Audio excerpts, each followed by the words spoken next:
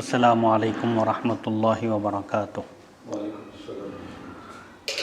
الحمد للہ رب العالمین والعاقبۃ للمتقین والصلاة والسلام علی سید الانبیاء واشرف المرسلین وعلی آلہ وصحبہ اجمعین۔ مولانا سید عبدالواسع حسینی بخاری چشتی صاحب کی جانب سے خصائص علی شرح خصائص علی رضی اللہ عنہ کا سلسلے وار درس جاری و ساری ہے۔ آج کی نشست کا عنوان ہے الترغیب فی موالات علی رضی اللہ عنہ والترہیب من معاداتہ، یعنی مولا علی رضی اللہ عنہ سے محبت کی ترغیب اور ان سے دشمنی پر دھمکی ترہیب۔ حدیث نمبر 90۔ اخبرنی ہارون بن عبداللہ قال حدثنا مصعب بن المقدام قال حدثنا فطر بن خلیفۃ عن ابی الطفیل واخبرنا ابو داود قال حدثنا محمد بن سلیمان قال حدثنا فطر عن ابی الطفیل عامر بن واصلۃ قال جمع علی الناس فی الرحبۃ فقال انشد باللہ کل امرئ سمع رسول اللہ صلی اللہ علیہ وسلم یقول یوم غدیر خم ما سمع فقام اناس فشہدوا ان رسول اللہ صلی اللہ علیہ وسلم قال یوم غدیر خم الستم تعلمون انی اولا بالمؤمنین من انفسهم وهو قائم ثم اخذ بید علی فقال من کنت مولاہ فعلی مولاہ اللہم والی من والاہ وعاد من عاداہ قال ابو الطفیل فخرجت وفی نفسی منہ شیء فلقیت زید بن ارقم فاخبرته فقال وما تنکر انا سمعته من رسول اللہ صلی اللہ علیہ وسلم واللفظ لابی داود۔ حضرت فطر رضی اللہ عنہ نے حضرت ابو الطفیل عامر بن واصلہ رضی اللہ عنہ سے روایت کیا ہے کہ حضرت علی رضی اللہ عنہ نے لوگوں کو مقام رحبہ میں جمع کیا۔ ایک مقام کا نام ہے رحبہ، وہاں لوگوں کو اپنے اکٹھے کیا، پھر فرمایا میں تم میں سے ہر اس شخص کو قسم دیتا ہوں جس نے غدیر خم کے دن رسول اللہ صلی اللہ علیہ وآلہ وسلم کو فرماتے ہوئے سنا تھا وہ بیان کرے، جو کچھ اس نے سنا ہے وہ بیان کرے، اس کو اللہ کا واسطہ۔ اس پر کچھ حضرات نے کھڑے ہو کر گواہی دی کہ انہوں نے غدیر خم کے دن رسول اللہ صلی اللہ علیہ وآلہ وسلم کو یہ ارشاد فرماتے ہوئے سنا تھا، کیا تم نہیں جانتے کہ میں اہل ایمان کی جانوں سے بھی زیادہ قریب ہوں، یعنی میں اہل ایمان پر ان کی جانوں سے زیادہ تصرف کا حق رکھتا ہوں۔ اور اس وقت آپ کھڑے تھے، ٹھہرے ہوئے تھے، پھر آپ نے حضرت علی رضی اللہ عنہ کا ہاتھ پکڑ کر فرمایا تھا میں جس کا مولا ہوں علی بھی اس کے مولا ہیں، اے اللہ جو ان سے محبت رکھے تو اس سے محبت رکھ، اور جو ان سے دشمنی رکھے تو اس سے دشمنی رکھ۔ حضرت ابو الطفیل کہتے ہیں میں باہر آیا اور میرے دل میں اس حدیث کے متعلق کچھ شک تھا۔ میری ملاقات حضرت زید بن ارقم رضی اللہ عنہ سے ہوئی تو میں نے انہیں یہ حدیث سنائی تو انہوں نے فرمایا کیا تم انکار کرتے ہو، یعنی تم کو کوئی اچنبے کی بات معلوم ہوتی ہے۔ یہ حدیث سننے کے بعد میں نے خود رسول اللہ صلی اللہ علیہ وآلہ وسلم سے یہ ارشاد مبارک سنا تھا۔ امام نسائی رحمۃ اللہ علیہ فرماتے ہیں یہ الفاظ اس حدیث شریف میں جو الفاظ ہیں یہ ابو داود کے ہیں۔ یہ روایت نسائی کی سنن کبریٰ اور مسند احمد فضائل الصحابہ، مسند ابی اعلیٰ اور شرح مشکل الآثار، مصنف ابن ابی شیبہ، صحیح ابن حبان اور معجم کبیر، اتحاف الخیارۃ المہرہ، مختصر الزوائد البزار وغیرہ مختلف کتب حدیث میں موجود ہے۔ حکم ابو اسحاق حوینی، شیخ شعیب الارناؤط اور دانی بن منیر اپنے وقت کے ان محققین نے کہا کہ اس حدیث کی سند صحیح ہے۔ اللہم والی الی آخرہ کا سند صحیح سے ثبوت۔ اللہم والی من والہ جو الفاظ اس حدیث شریف میں آئے ہیں سند صحیح سے اس کا ثبوت پیش کیا جا رہا ہے۔ گزشتہ سطور میں لائنوں میں حدیث نمبر 85 کے تحت ان الفاظ پر ابن تیمیہ کا اعتراض اور اس پر ہماری تردید آپ ملاحظہ فرما چکے ہیں، لیکن اس حدیث کے متن میں ہی اعتراض اور اس کا ازالہ دونوں موجود ہیں۔ اعتراض اور اس کا جواب دونوں موجود ہیں۔ وہ یہ کہ حضرت ابو الطفیل رضی اللہ عنہ کے دل میں کوئی شے کھٹکنے لگی تو انہوں نے حضرت زید بن ارقم رضی اللہ عنہ سے تسلی چاہی تو انہوں نے ان کی تسلی فرمائی اور کہا کہ میں نے یہ تمام الفاظ خود رسول اللہ صلی اللہ علیہ وسلم سے سماعت کیے تھے، یعنی سنے تھے۔ یہ ایسی صراحت ہے جس سے ابن تیمیہ وغیرہ کے اعتراض کا خاتمہ ہو جاتا ہے، یعنی ان کا اعتراض ختم ہو جاتا ہے۔ حب مرتضوی شرط ایمان ہے، حضرت علی رضی اللہ عنہ کی محبت ایمان کی شرط ہے۔ یہ حدیث اس سے پہلے نمبر 76 پر گزر چکی ہیں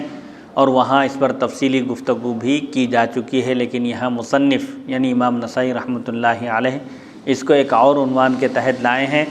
جس سے یہ ظاہر کرنا مقصود ہے کہ جو شخص بغض علی کے مرض میں مبتلا ہو وہ خدا کا دشمن ہے اور خدا اس کا دشمن ہے، اور جو محب علی ہو، حضرت علی رضی اللہ عنہ کا چاہنے والا ہو، وہ خدا کا ولی ہے، خدا کا چاہنے والا ہے اور خدا اس کا ولی ہے، یعنی خدا اس کو چاہنے والا ہے۔ خیال رہے کہ بنیادی طور پر ہر مومن بشرطے کہ وہ مومن ہو اللہ کا ولی ہے اور اللہ اس کا ولی ہے۔ اللہ کا مومن سے بنیادی تعلق ولایت ہی تو ہے، جس کے باعث وہ اس کو تاریکیوں سے، اندھیروں سے روشنی کی طرف نکالتا ہے۔ ارشاد باری تعالیٰ ہے، اعوذ باللہ من الشیطان الرجیم، اللہ ولی الذین آمنوا یخرجہم من الظلمات الی النور، سورہ بقرہ آیت نمبر 257۔ اللہ اہل ایمان کا ولی ہے جو انہیں تاریکیوں سے نکال کر روشنی کی طرف لے جاتا ہے، اندھیروں سے نکال کر نور کی طرف لے جاتا ہے۔ یوں تو تاریکیاں بے شمار ہے، لیکن سب سے بڑی تاریکی، سب سے بڑا اندھیرا شرک ہے۔ ذات باری تعالیٰ کے صفات میں، اس کی ذات میں کسی کو شریک ٹھہرانا یہ شرک ہے، جیسا کہ ارشاد باری تعالیٰ ہے، ان الشرک لظلم عظیم، بے شک شرک بہت بڑا ظلم ہے، بہت بڑا گناہ ہے، سورہ لقمان آیت نمبر 13۔ اس سے معلوم ہوا کہ محبت مرتضوی کے بغیر، حضرت علی رضی اللہ عنہ کی محبت کے بغیر بنیادی ایمان بھی نصیب نہیں ہو سکتا۔ اسی لیے ایک صحیح حدیث میں آیا ہے کہ جو شخص علی رضی اللہ عنہ سے محبت نہیں کرتا وہ مومن نہیں۔ سوال یہ پیدا ہوتا ہے کہ یہ شرط ایمان تو نبی کریم صلی اللہ علیہ وآلہ وسلم کے ساتھ خاص ہے، تو جواب میں عرض ہے کہ نبی کریم صلی اللہ علیہ وسلم نے مولا علی رضی اللہ عنہ کی محبت کو اپنی محبت کا درجہ دیا، اسی لیے تو علی منی و انا منہ اور انت منی و انا منکا کے الفاظ آپ نے ارشاد فرمائے۔ خلاصہ یہ ہے کہ حضرت علی رضی اللہ عنہ کی محبت ایمان کی شرط ہے۔ تمام سلاسل اولیاء میں فیضان مولا علی رضی اللہ عنہ، طریقت کے جو سلسلے ہیں، بڑے بڑے اولیاء کبار اور اولیاء کرام وغیرہ، ان سب کے سلاسل حضرت علی رضی اللہ عنہ کی ذات پر جا کر منتہی ہوتے ہیں، ختم ہوتے ہیں۔ ان سب سلسلوں میں حضرت مولا علی رضی اللہ عنہ کا فیضان جاری و ساری ہے۔ ظاہر ہے کہ جب کوئی شخص مومن ہی نہ ہو تو وہ معروف معنی میں، مشہور معنی میں اللہ کا ولی کیسے ہو سکتا ہے؟ لہذا سیدنا علی رضی اللہ عنہ سے محبت کی ترغیب پر اور ان کے خلاف نفرت کی ترہیب دھمکی پر جتنا زور دیا جائے کم ہے۔ ذرا غور تو کیجئے کہ جس ہستی کو نبی کریم صلی اللہ علیہ وآلہ وسلم نے من کنت مولاہ فعلی مولاہ کے الفاظ سے اپنا روحانی قائم مقام فرمایا ہو، ان سے محبت عین ایمان اور ان سے نفرت، دشمنی، عداوت عین کفر نہیں ہوگا تو اور کیا ہوگا؟ یقیناً ہوگا۔ یہی وجہ ہے کہ وہ علماء اور صوفیاء جو واقف اسرار شریعت کے اسرار سے واقف ہیں اور دانائے رموز طریقت ہیں، یعنی طریقت کے اسرار اور حقائق کو جانتے ہیں، انہوں نے صراحتاً فرمایا ہے کہ مولا علی رضی اللہ عنہ سے قلبی تعلق کے بغیر کوئی شخص اللہ کا دوست ہو ہی نہیں سکتا، کیونکہ ولایت روحانی کی خیرات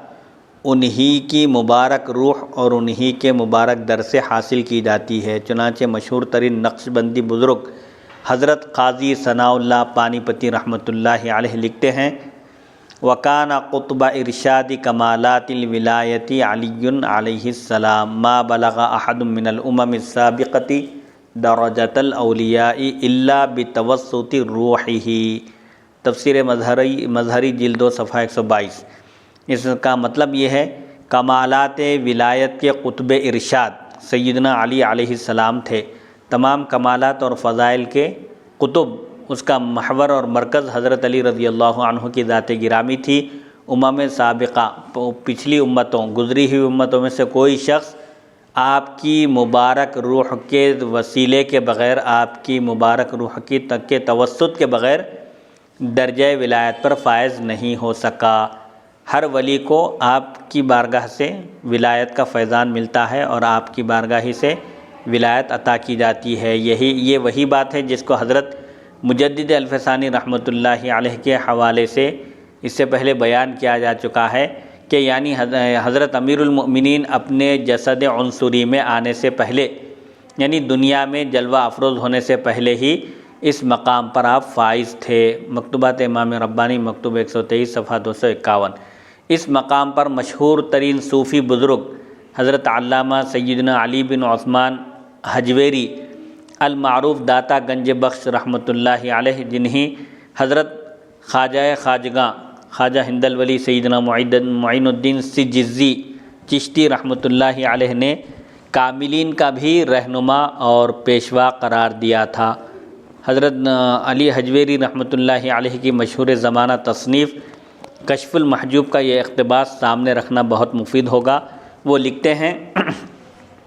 کہ فارسی عبارت ہے جس کا اردو ترجمہ پیش کیا جا رہا ہے، اور انہی ہستیوں میں سے برادر مصطفیٰ صلی اللہ علیہ وسلم بحر آزمائش کے شناسہ، یعنی آزمائش کے سمندر کے واقف، کشتہ عشق خدا کا آپ کی طرف جانے والے، کھچے چلے جانے والے امام جملہ اولیاء و اصفیاء، جملہ یعنی تمام اولیاء اور اصفیاء کے پیشوا سیدنا کون ہیں؟ سیدنا ابو الحسن علی بن ابی طالب کرم اللہ وجہہ ہیں۔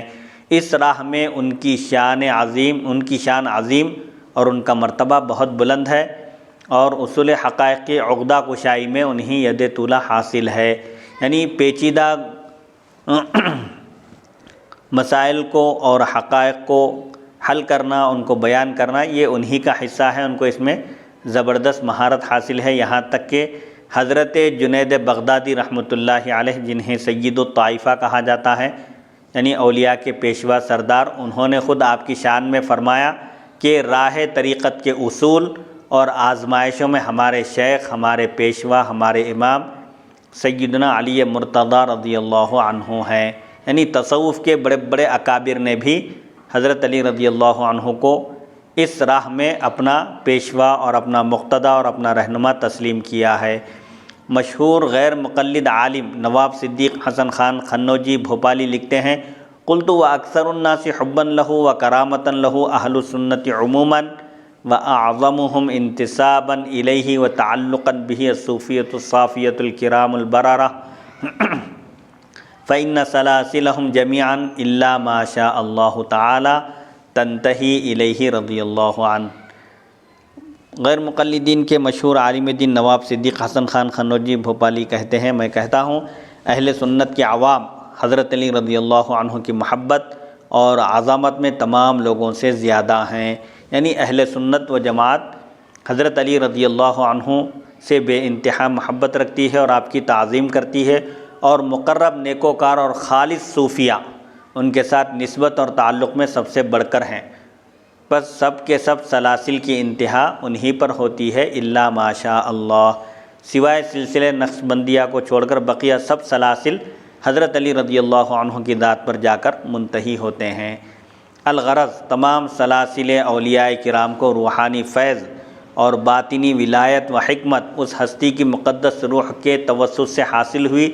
جو بجا طور پر اللہ اور اس کے حبیب صلی اللہ علیہ وآلہ وسلم کی طرف سے ساری کائنات کی جو ہستی مولا قرار پائی۔ اگر ان کی شان میں وارد الفاظ حدیث میں غور کیا جائے تو تمام علوم ظاہری اور باطنی کا سرچشمہ انہی کی ذات مقدسہ نظر آتی ہے، اس لیے کہ بعض احادیث میں انہیں مدینۃ العلم کا دروازہ یعنی علم کے شہر کا دروازہ، اور بعض احادیث میں حکمت کے گھر کا دروازہ کہا گیا۔ علم سے علم ظاہری اور حکمت سے علم باطنی مراد ہے، چنانچہ علامہ مختار بن احمد فال التجانی الشنقیطی لکھتے ہیں، وقد اشار رسول اللہ صلی اللہ علیہ وسلم الی علم الباطن بقولہ انا دار الحکمت وعلی بابها کما اشار الی علم الظاہر بقولہ انا مدینۃ العلم وعلی بابها۔ رسول اللہ صلی اللہ علیہ وآلہ وسلم نے علم باطن کی طرف اپنے اس ارشاد میں اشارہ فرمایا ہے، میں حکمت کا گھر ہوں اور علی رضی اللہ عنہ اس کا دروازہ ہیں، جیسا کہ آپ نے علم ظاہر کی طرف اس ارشاد میں اشارہ فرمایا میں علم کا شہر ہوں اور علی اس کا دروازہ۔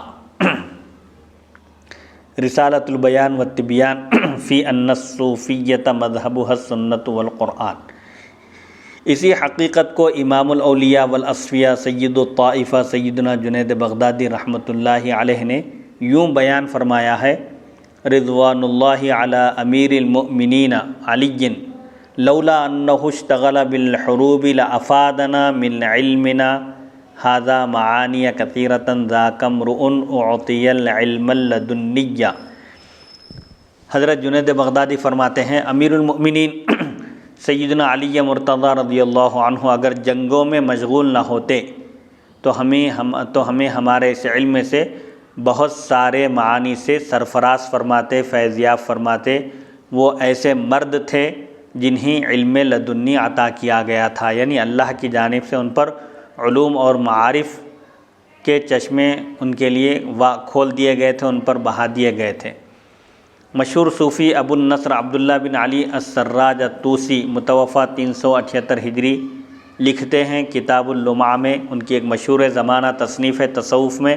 ولی امیر المؤمنین علی رضی اللہ عنہ خصوصیت من بین جمیع اصحاب رسول اللہ صلی اللہ علیہ وسلم بمعانی جلیلۃ و اشارات لطیفۃ و الفاظ مفردۃ و عبارۃ و بیان للتوحید والمعرفۃ والایمان والعلم وغیر ذلک۔ امیر المؤمنین علی رضی اللہ عنہ کو رسول اللہ صلی اللہ علیہ وآلہ وسلم کے تمام صحابہ کرام رضی اللہ عنہم میں سے واضح معانی، لطیف اشارات، نادر الفاظ اور عبارات اور توحید و معرفت اور ایمان و علم وغیرہ کے بیان میں خاص خصوصیت حاصل تھی۔ ظاہر ہے کہ کوئی شخص تبھی کسی کا آقا و مولا ہو سکتا ہے جب وہ علم و حکمت میں اس سے زیادہ ہو۔ حضرت آدم علیہ السلام تمام ملائکہ کے آقا و مولا اسی لیے ٹھہرے تھے کہ ان کا علم فرشتوں کے مقابلے میں زیادہ تھا۔ ہمارے نبی سید المرسلین محمد الرسول اللہ صلی اللہ علیہ وسلم تمام انبیاء اور ملائکہ وغیرہ کے آقا و مولا اسی لیے ٹھہرائے گئے کہ آپ کا علم ان سب سے زیادہ اور آپ کی کتاب ان سب کی کتابوں سے زیادہ جامع ہے۔ بالکل اسی طرح سیدنا علی مرتضیٰ رضی اللہ عنہ تمام اہل اسلام کے آقا و مولا اسی لیے بنائے گئے کہ ان کا علم ان سب سے زیادہ اور ان کی معرفت ان سب سے زیادہ وسیع تھی، اور نہ صرف یہ کہ وہ معرفت کتاب و سنت میں ممتاز و یکتا تھے بلکہ ان دونوں کے امین بھی وہی تھے۔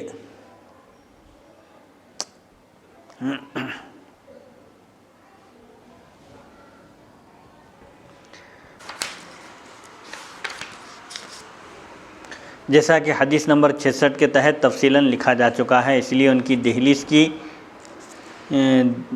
دریوزہ گری یعنی ان کی دہلیز کی چوکیداری کیے بغیر کوئی ولی تو کجا مومن بھی نہیں ہو سکتا، یعنی ان کے در کی خیرات لیے بغیر کوئی ایمان کی دولت سے مالا مال نہیں ہو سکتا، ولی ہونا تو بہت دور کی بات ہے۔ شارح کہتے ہیں، مجھ جیسے خشک انسان کو اگر یہ حقیقت سمجھ میں نہ آئے تو یہ اپنی بدقسمتی ہے، مگر اس راہ کے راہی، اس راستے کے چلنے والے اہل اللہ عین الیقین بلکہ حق الیقین کی حد تک یہی سمجھتے ہیں، یعنی ان کا پختہ اعتقاد ہے، جیسا کہ آپ نے ابھی ملاحظہ فرمایا۔ کئی اولیاء کرام اور اہل معرفت نے جس حقیقت کو نثر میں یعنی الفاظ میں بیان فرمایا، اسی کو نظم اشعار میں یوں بیان فرمایا گیا ہے، مرتضیٰ شیر حق اشجع الاشجعین، ساقی شیر و شربت پہ لاکھوں سلام۔ یعنی حضرت علی مرتضیٰ رضی اللہ عنہ حق کے شیر ہیں، اسد اللہ ہیں، اور تمام بہادروں کے صدر ہیں، سب سے زیادہ بہادر ہیں، اور حشر کے دن اپنے چاہنے والوں کو شربت اور دودھ پلانے والے ہیں۔ حوض کوثر سے آپ بھی حضور پاک علیہ الصلوۃ والسلام کی اجازت سے سیراب کریں گے۔ اصل نسل صفا وجہ وصل خدا، باب فصل ولایت پہ لاکھوں سلام۔ یعنی حضور پاک علیہ الصلوۃ والسلام کی نسل بھی حضرت علی رضی اللہ عنہ سے چلی،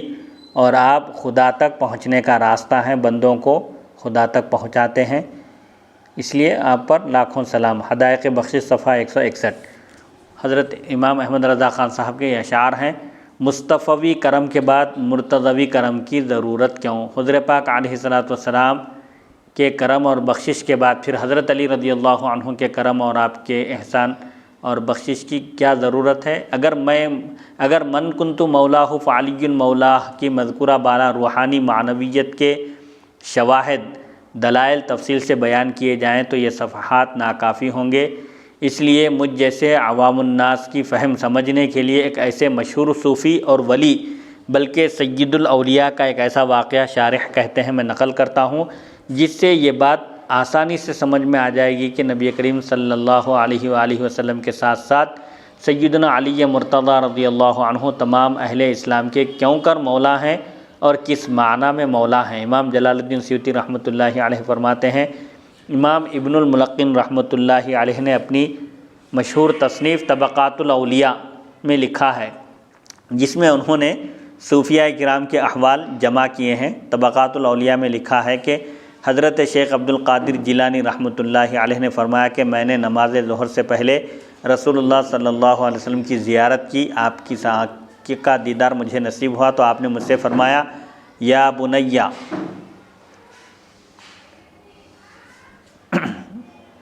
الا تتکلم۔ حضور پاک علیہ الصلوۃ نے پیران پیر سے خطاب کر کے فرمایا کہ اے میرے پیارے فرزند، تم وعظ کیوں نہیں کرتے، تم تقریر کیوں نہیں کرتے؟ میں نے عرض کیا، نانا جان میں ایک عجمی شخص ہوں، فصحائے بغداد کے سامنے میں کیسے نصیحت کروں، وعظ کروں؟ فرمایا منہ کھولو۔ میں نے اپنا منہ کھولا تعمیل حکم میں تو آپ نے اس میں 7 مرتبہ اپنا لعاب مبارک ڈالا اور فرمایا اب لوگوں کو وعظ کرو اور انہیں اپنے رب کی راہ کی طرف حکمت اور عمدہ نصیحت سے بلاؤ۔ پھر میں نے ظہر کی نماز ادا کی اور بیٹھ گیا۔ ظہر کی نماز ادا کر کے آپ وہیں مصلی پر بیٹھ گئے اور میرے ارد گرد آپ فرماتے ہیں میرے اطراف لوگوں کا ہجوم ہو گیا، ازدحام ہو گیا، لیکن مجھ پر بولنا بھاری ہو گیا، مجھے ہمت نہ ہوئی۔ بس میں نے دیکھا ابھی میں اسی کیفیت میں تھا کہ میں نے دیکھا کہ سیدنا علی مرتضیٰ رضی اللہ عنہ میرے سامنے جلوہ افروز ہیں اور فرما رہے ہیں، یا بنیا لم لا تتکلم، پیارے بیٹے آپ واز کیوں نہیں کرتے، لوگ انتظار میں ہیں، آپ بولیے۔ میں نے عرض کیا، ابا حضور مجھ پر کلام بند ہو گیا ہے، یعنی مجھے ہمت نہیں ہو رہی ہے، میں عجمی ہوں، ان لوگوں کے سامنے میں کیسے بیان کروں، یہ پورے فصاحت اور بلاغت کے ماہرین یہاں بیٹھے ہوئے ہیں۔ فرمایا اپنا منہ کھولو۔ میں نے منہ کھولا تو انہوں نے اس میں 6 مرتبہ اپنا لعاب دہن ڈالا۔ میں نے عرض کیا، آپ نے پورے 7 مرتبہ کیوں نہ کرم فرمایا مجھ پر، جیسے حضور صلی اللہ علیہ وسلم نے 7 مرتبہ اپنا لعاب مبارک میرے منہ میں ڈالا تھا؟ تو آپ نے جواب دیا، رسول اللہ صلی اللہ علیہ وآلہ وسلم کے ادب کے پیش نظر میں نے ایسا نہیں کیا، یعنی 7 مرتبہ نہیں کیا، بلکہ ادب کا لحاظ کرتے ہوئے میں نے صرف 6 مرتبہ آپ کے منہ میں لعاب دہن ڈالا، پھر وہ مجھ سے اوجھل ہو گئے۔ حضرت پیران پیر فرماتے ہیں پھر آپ میری نگاہوں سے غائب ہو گئے۔ الحاوی للفتاوی الفتاوی الحدیثیہ ابن حجر مکی، تفسیر روح المعانی وغیرہ میں یہ واقعہ موجود ہے۔ خود سوچئے کہ نبی کریم صلی اللہ علیہ وآلہ وسلم کی کرم نوازی کے بعد آخر سیدنا علی مرتضیٰ رضی اللہ عنہ کی تشریف آوری اور کرم نوازی کی کیا ضرورت تھی، بلا تشبیہ و تمثیل، یعنی کسی چیز سے تشبیہ دیے بغیر۔ شارح کہتے ہیں مجھے تو یوں لگتا ہے جیسے کوئی بادشاہ براہ راست کسی شخص پر مہربان ہو کر اسے کسی منصب پر فائز فرمانا چاہے تو اسے اپنے ماتحت اس اعلیٰ افسر کی طرف بھیج دیتا ہے جس کی آخری دستخطوں کے بعد متعلقہ منصب پر فائز ہوا جا سکتا ہے۔ ایسی ہی صورتحال یہاں نظر آتی ہے اور من کنت مولاہ فعلی مولاہ کا روحانی نظام سمجھ میں آتا ہے۔ حدیث نمبر 91۔ اخبرنا زکریا بن یحییٰ قال حدثنی محمد بن عبد الرحیم قال اخبرنا ابراہیم قال حدثنا معن قال حدثنی موسیٰ بن یعقوب عن المہاجر بن مسمار عن عائشہ بنت سعد وعامر بن سعد عن سعد ان رسول اللہ صلی اللہ علیہ وسلم خطب الناس فقال اما بعد ایھا الناس فإنی ولیکم قالوا صدقت ثم اخذ بید علی فرفعها ثم قال ھذا ولی والمؤدی عنی والی اللہ من والاہ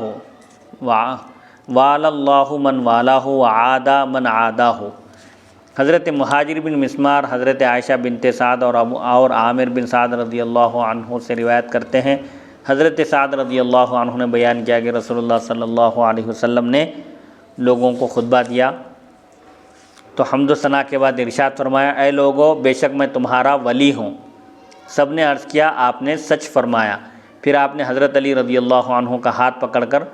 بلند کیا، پھر ارشاد فرمایا، یہ میرے ولی ہیں اور میری طرف سے میری امانتیں ادا کرنے والے ہیں۔ جو شخص ان کے ساتھ محبت کرے اللہ اس سے محبت کرنے والا ہے، اور جو ان سے دشمنی رکھے اللہ اس سے دشمنی رکھنے والا ہے۔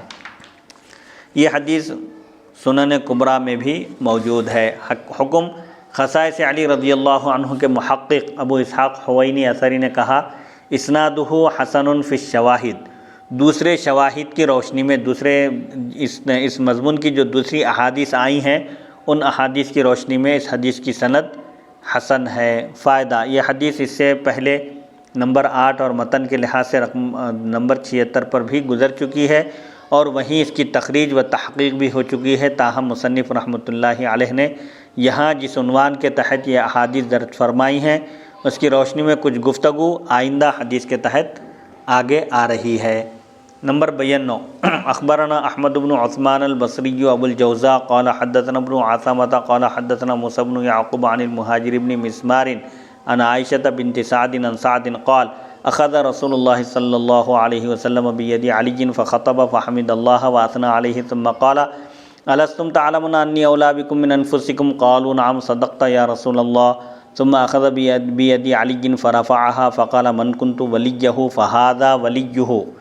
وان اللہ یوالی من والاہ ویعادی من عاداہ۔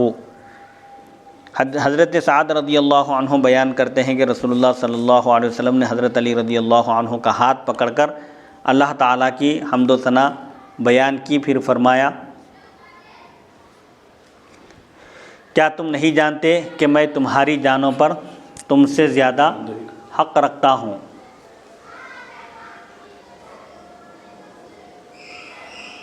سب نے کہا، یا رسول اللہ صلی اللہ علیہ وآلہ وسلم، بے شک آپ نے سچ فرمایا، حق فرمایا۔ پھر آپ نے حضرت علی رضی اللہ عنہ کا ہاتھ بلند کر کے اٹھا کر فرمایا، میں جس کا ولی ہوں تو یہ بھی اس کے ولی ہیں، اور اللہ اس شخص سے محبت رکھتا ہے جو ان سے محبت رکھتا ہے، اور اس سے دشمنی رکھتا ہے جو ان سے دشمنی رکھتا ہے۔ یہ روایت نسائی کی سنن کبریٰ میں بھی موجود ہے۔ حب مصطفی اور مرتضوی کا لازم و ملزوم ہونا، یعنی حضور پاک علیہ الصلاۃ والسلام کی جس کے دل میں محبت ہوگی یقیناً اس کے دل میں حضرت علی کی بھی محبت ہوگی، اور جس کے دل میں حضرت علی کی محبت ہوگی اس کے دل میں حضور صلی اللہ علیہ وآلہ وسلم کی محبت بھی ہوگی، یعنی ان دونوں حضرات کی محبت لازم اور ملزوم ہے۔ یہ حدیث اس سے پہلے نمبر 8 اور نمبر 76 پر گزر چکی ہے، اور اس باب میں مصنف رحمۃ اللہ علیہ نے کل 4 احادیث ذکر فرمائی، جن میں سے پہلی حدیث پر گفتگو ہو چکی ہے،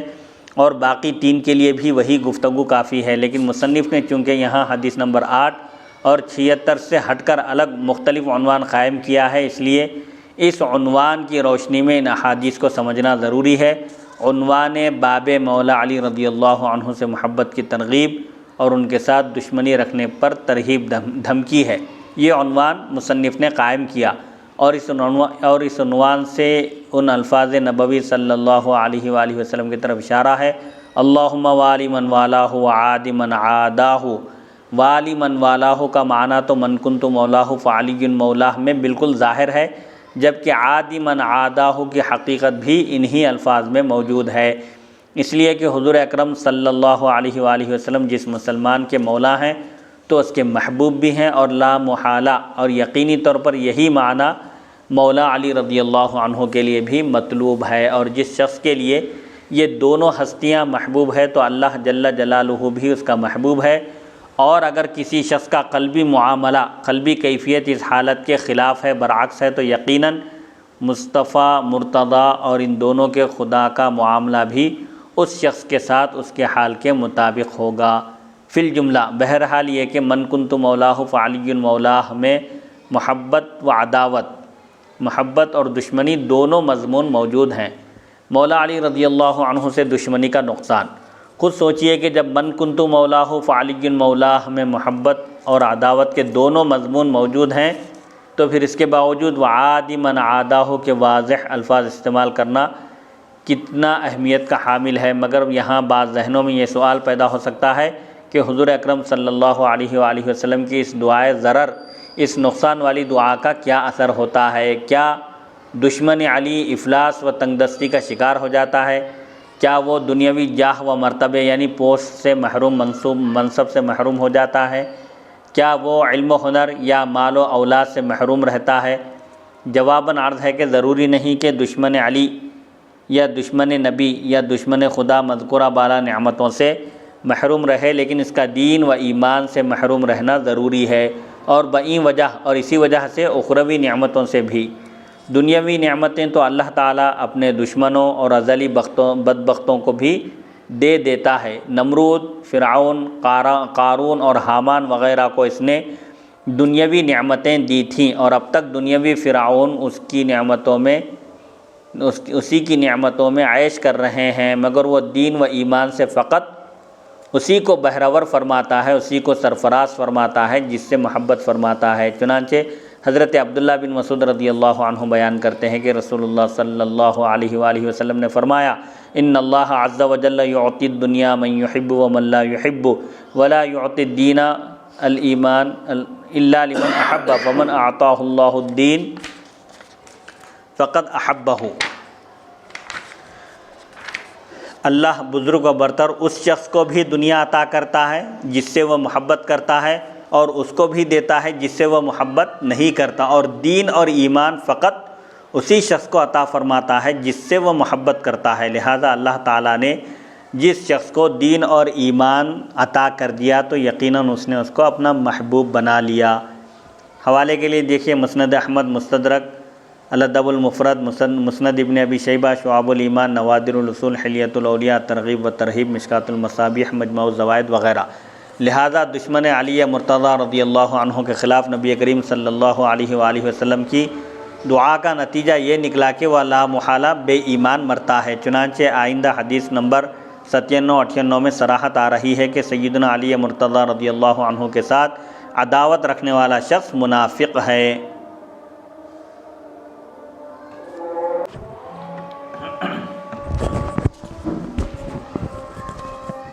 حدیث نمبر 93، اخبرنا زکریا بن یحییٰ قال حدثنا محمد بن یحییٰ قال حدثنا یعقوب بن جعفر بن ابی کثیر المہاجر بن مسمار قال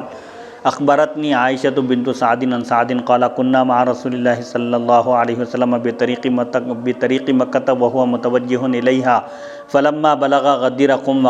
وقف الناس ثم رد من مضى ولحقه من تخلف فلما اجتمع الناس الیہ قال ایها الناس هل بلغت؟ قالوا نعم قال اللهم اشهد 3 مرات يقولها ثم قال أيها الناس من وليكم؟ قالوا الله ورسوله 3 ثم أخذ بيد علي فأقامه ثم قال من كان الله ورسوله وليه فهذا وليه اللهم وال من والاه وعاد من عاداه۔ حضرت مہاجر بن مسمار رضی اللہ عنہ کہتے ہیں کہ مجھ سے عائشہ بنت سعد رضی اللہ عنہا نے حضرت سعد رضی اللہ عنہ سے روایت بیان کی کہ ہم مکہ معظمہ کے راستے میں رسول اللہ صلی اللہ علیہ وآلہ وسلم کے ہمراہ یعنی ساتھ تھے، اور اس وقت آپ مکہ مکرمہ کی طرف جا رہے تھے۔ جب آپ غدیر خم کے مقام پر پہنچے تو لوگوں کو آپ نے ٹھہرا دیا، اور جو آگے نکل گئے تھے انہیں واپس بلا لیا، اور جو پیچھے تھے وہ سب آ پہنچے۔ جب تمام لوگ آپ کے قریب جمع ہو گئے تو آپ نے فرمایا، لوگو کیا میں نے تبلیغ پوری کر دی؟ میں نے تم تک اللہ کے احکام پہنچا دیے؟ تو سب نے عرض کیا جی ہاں۔ آپ نے 3 مرتبہ عرض کیا اے اللہ گواہ رہنا، یعنی حضور صلی اللہ علیہ وسلم نے مخلوق سے بھی گواہی لے لی، پھر اللہ تعالیٰ سے آپ نے عرض کیا کہ اے اللہ تو بھی گواہ رہنا، پھر فرمایا اے لوگو تمہارا ولی کون ہے؟ انہوں نے عرض کیا اللہ اور اس کے رسول صلی اللہ علیہ وآلہ وسلم۔ یہ سوال و جواب 3 مرتبہ ہوا، یعنی آپ نے 3 مرتبہ پوچھا، لوگوں نے 3 مرتبہ جواب دیا۔ پھر آپ نے حضرت علی رضی اللہ عنہ کا ہاتھ پکڑ کر انہیں کھڑا کیا، پھر فرمایا جس شخص کا اللہ اور اس کے رسول ولی ہیں تو یہ بھی اس کے ولی ہیں۔ اے اللہ تو ان سے محبت فرما جو ان سے محبت کرے، اور تو ان سے دشمنی رکھ جو ان سے دشمنی رکھے۔ یہ روایت نسائی کی سنن کبریٰ میں بھی موجود ہے۔ نوٹ اس حدیث کی مزید تخریج کے لیے حدیث نمبر 8 اور حدیث نمبر 76 کی تخریج ملاحظہ فرمائیں۔ حدیث نمبر 93 میں ایک اضطراب، ایک جو خلیش بے چینی ہے اس کے بارے میں گفتگو کر رہے ہیں۔ اس حدیث کے اس جملے میں کچھ اضطراب ہے۔ یہ اضطراب ایک اصطلاحات حدیث میں سے ایک اصطلاح ہے۔ کسی حدیث کا مضمون اگر واضح نہ ہو یا کچھ اس میں کوئی علت ہو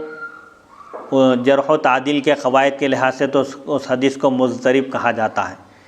تو اس جملے میں کچھ اضطراب ہے۔ کنا مع رسول اللہ صلی اللہ علیہ وسلم بطریق مکہ وہو متوجہ الیہا، ہم رسول اللہ صلی اللہ علیہ وآلہ وسلم کے ساتھ مکہ مکرمہ کے راستے میں تھے، اس حال میں کہ آپ کا رخ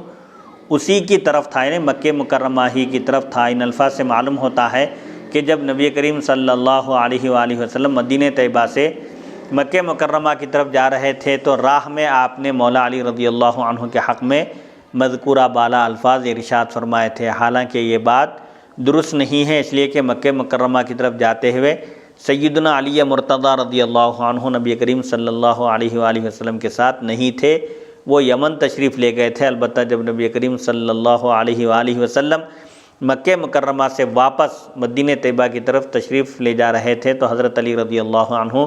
غدیر خم کے مقام پر آ پہنچے، اور اس وقت یعنی مکہ مکرمہ سے واپسی پر ان کی شان میں مذکورہ بالا عظیم الشان اعلان فرمایا گیا۔ محدثین کرام فرماتے ہیں کہ مکہ معظمہ کی طرف جاتے ہوئے اعلان غدیر خم کا قول، یعنی اعلان ہوا غدیر خم کی جگہ، یہ قول کس کا ہے؟ یعقوب بن جعفر جو کہ اس حدیث کے ایک راوی ہیں، ان سے غلطی سے صادر ہو گیا۔ ان کی اس غلطی سے بعض موقع پر لوگوں نے سرے سے اصل سے ہی اعلان غدیر خم کا انکار ہی کر دیا۔ چنانچہ امام طحاوی رحمۃ اللہ علیہ فرماتے ہیں بعض معترضین اعتراض کرنے والوں نے اس حدیث کو رد کر دیا اور کہا کہ یہ محال ہے، اس لیے کہ حضرت علی علیہ السلام مدینہ طیبہ سے حج کے لیے نکلتے وقت نبی کریم صلی اللہ علیہ وآلہ وسلم کے ساتھ نہیں تھے کہ وہ غدیر خم کے راستے میں ہوتے، کیونکہ غدیر خم جحفہ کے مقام پر واقع ہے۔ پھر اس معترض اعتراض کرنے والے نے اس پر بعض احادیث پیش کی۔ ہمارا جواب، شارح کہتے ہیں، ہمارا جواب اللہ بزرگ و برتر کی توفیق اور عنایت سے یہ ہے کہ حضرت علی رضی اللہ عنہ، جیسا کہ اس شخص نے ذکر کیا، مدینہ طیبہ سے حج کے ارادے سے خروج کے وقت، نکلنے کے وقت نبی کریم صلی اللہ علیہ وآلہ وسلم کے ساتھ نہیں تھے، لیکن وہ مکے سے واپسی پر مدینہ طیبہ کے راستے میں حضور اکرم صلی اللہ علیہ وآلہ وسلم کے ساتھ تھے، اور اس واپسی میں حضور صلی اللہ علیہ وآلہ وسلم کا گزر غدیر خم کے مقام سے ہوا۔ پس احتمال ہے، امکان ہے اس بات کا کہ آپ نے ان کے حق میں حج سے واپسی کے راستے میں یہ اعلان فرمایا ہو، اور الحمدللہ ہمیں اللہ کے فضل سے اس سلسلے میں ایک صحیح سند والی حدیث ملی ہے کہ نبی کریم صلی اللہ علیہ وآلہ وسلم نے سیدنا علی رضی اللہ عنہ کی شان میں یہ الفاظ مکہ مکرمہ سے واپسی پر مدینہ طیبہ کی طرف جاتے ہوئے غدیر خم کے مقام پر ارشاد فرمائے تھے۔ اس کے بعد امام طحاوی رحمۃ اللہ علیہ نے مکمل سند کے ساتھ ایک حدیث درج فرمائی ہے، جس میں ہے کہ نبی کریم صلی اللہ علیہ وآلہ وسلم نے حجۃ الوداع سے واپسی پر غدیر خم کے مقام پر قیام فرمایا، اور وہیں یہ مشہور الفاظ آپ نے ارشاد فرمائے۔ امام طحاوی رحمۃ اللہ علیہ فرماتے ہیں یہ سندن صحیح حدیث ہے، سند کے اعتبار سے یہ حدیث صحیح ہے، اور اس کے کسی راوی پر کوئی قدح جرح ثابت نہیں ہے۔ چند سطور کے بعد، چند لائنوں کے بعد فرمایا جس حدیث میں مدینہ طیبہ سے مکے کی طرف جاتے ہوئے غدیر خم کے اعلان کا ذکر ہے، اس کے راویوں میں ایک شخص یعقوب بن جعفر ہے جو علم میں مشہور نہیں ہے، اور نہ محدثین کرام کے نزدیک روایت میں اہل سب سے ہے، یعنی محدثین کے نزدیک وہ شخص ثقہ نہیں ہے۔ اس حدیث کو یعقوب بن جعفر کے علاوہ مہاجر بن مسمار سے دوسرے حضرات نے بھی روایت کیا ہے، اور ان میں سے ایک موسیٰ بن یعقوب زمعی ہے، اور اس کی حدیث میں وہ الفاظ نہیں ہیں جو ابن جعفر نے غلطی سے ذکر کیے۔ تحفۃ الاخیار بترتیب شرح مشکل الآثار۔ نوٹ: امام طحاوی رحمۃ اللہ علیہ نے اس عبارت میں جس صحیح حدیث کو درج فرمایا ہے وہ خصائص علی رضی اللہ عنہ کی حدیث نمبر 76 ہے۔ ضروری ہے کہ اہل علم ایک مرتبہ اس حدیث کو پھر ملاحظہ فرما لیں۔ الترغیب فی حب علی و ذکر دعاء النبی صلی اللہ علیہ وسلم لمن احبہ و دعاؤہ علی من ابغضہ۔ انشاءاللہ اگلی نشست میں اس پر گفتگو ہوگی۔ حدیث نمبر 54 سے آغاز ہوگا۔